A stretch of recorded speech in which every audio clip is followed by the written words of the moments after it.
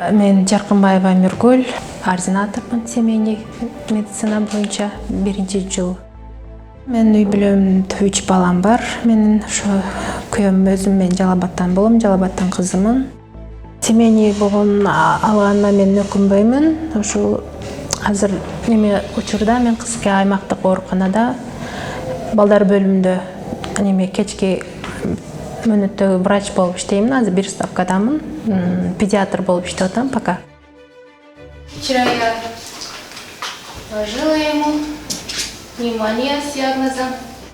Ошол бул жерде иштеп калганыма байланыштуу өзүм макташ эмес го, но өзүм иштедим, өзүм көрсөттүм, ошого место болуп калды эле, ошого бул жерге ишке алышты.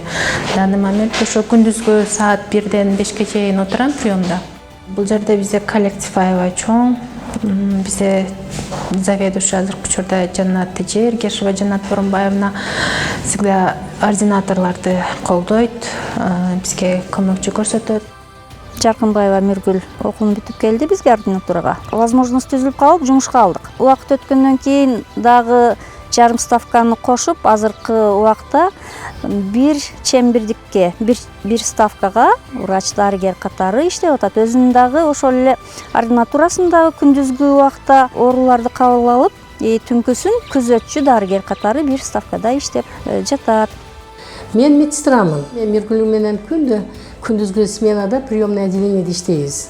Миргүл өзүнчө аябай жакшы мамилелер менен больнойго кайрылып, жакшы грамотный назначениялерди берет. Келген пациенттер Миргүлдүн ординатор экенин билишпейт. Миргүл очень простая, боорукер, аябай советтери жакшы и результат эмелери жакшы.